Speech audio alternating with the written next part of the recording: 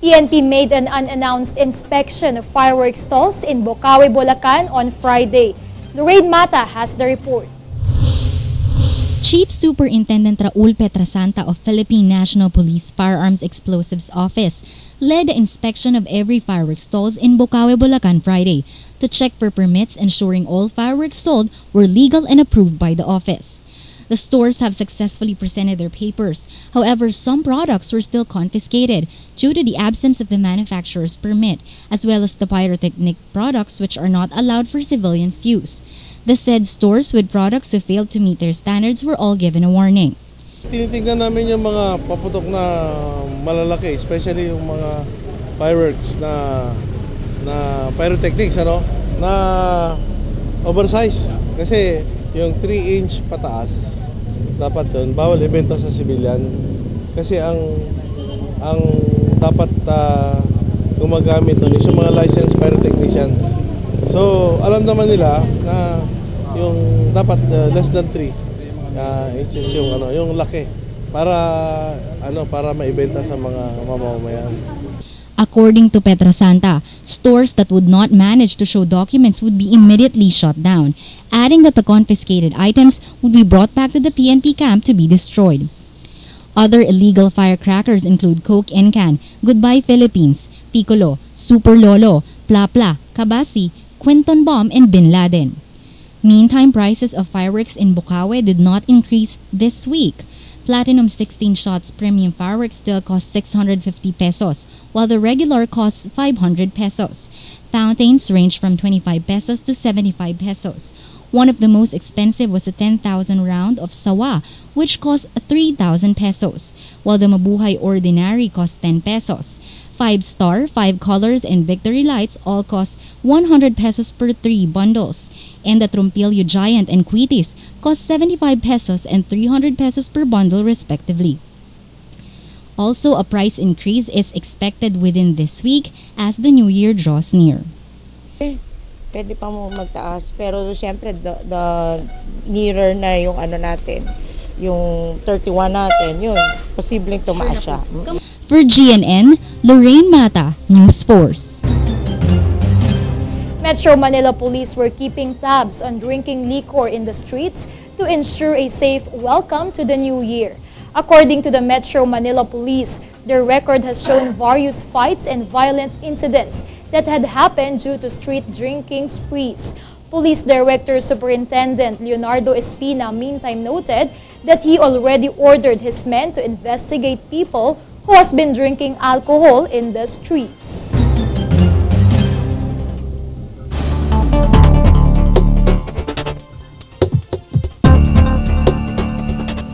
Hospital. Former President George Bush Sr. confined in hospital due to bronchitis, and Obama lawmakers to launch last chance of talks on fiscal cliff. Paul Ang filed this report. The former United States President George H.W. Bush Sr. has been confined at the Methodist Hospital's Intensive Care Unit or ICU due to a lung disease called bronchitis. Bush's spokesman Jim McGrath said that according to the doctors, Bush Sr. was having persistent fever and remained under severe observation due to his condition. It can be recalled that the former president took office way back 1989 and has served one term in the White House. On other news, incumbent United States President Barack Obama and other lawmakers are to have their last chance of debates before the New Year's deadline to stop the country on falling over the fiscal cliff. Most analysts oversee that the United States might have a recession and will set back the global economic recovery if the Republican and the Democratic parties did not reach an agreement. Obama meantime cut short his season holidays in Hawaii to resume the negotiations regarding the said issue. For World News Roundup, Paul Ang, News Force.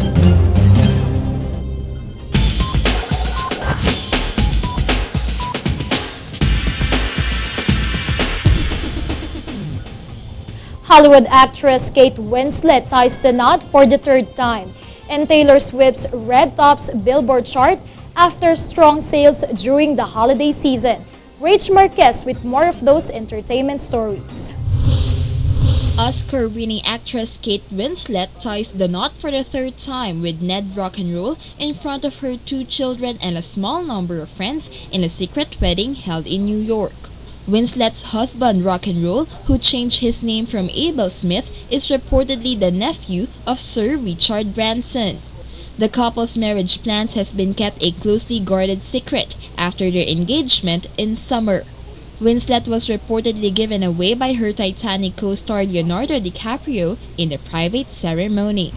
Taylor Swift's Red retained the top spot of the Billboard 200 album chart after strong sales during the holiday season.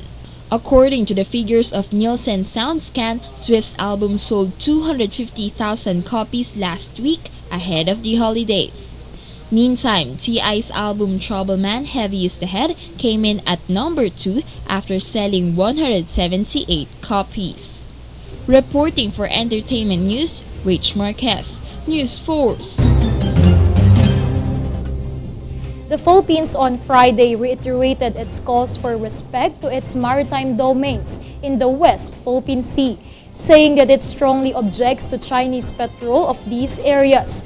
Department of Foreign Affairs spokesperson Secretary Raul Hernandez calls on China to respect our territorial sovereignty and exclusive economic zone. The DFA issued a statement after reports noted that China sent its first patrol vessels to the disputed areas Thursday ahead of the enforcement of new rules that authorized Chinese border police to board, search and expel foreign vessels from waters Beijing considers its territory. And here is the recap of today's headlines. Here are the headlines on News Force. DOLE to implement combined education and skills training for Filipino workers. PNP FEO inspects fireworks stalls in Bukawi. Ex-US President George W. Bush confined in hospital due to bronchitis. Kate Winslet marries non-showbiz boyfriend. Fair and balanced news. Comprehensive reports that take you to the heart of the action. This is News Force. And 4 days before year ends. For your comments, feedback, or videos you want to share with us, email us at info@gnnTV-asia.com. We are your voice for change. Our anchors and reporters will keep on bringing you updates and latest stories. Fair and balanced news. Comprehensive reports that take you to the heart of the action. You are tuned in on Channel 8 on your Global Destiny Cable and on GSAT Channel 1, carried by 300 cable TV operators and broadcasted via UHF stations nationwide. We are your global news network committed to nation building. I'm Precious Aquino and watch for these stories on your Global News Network.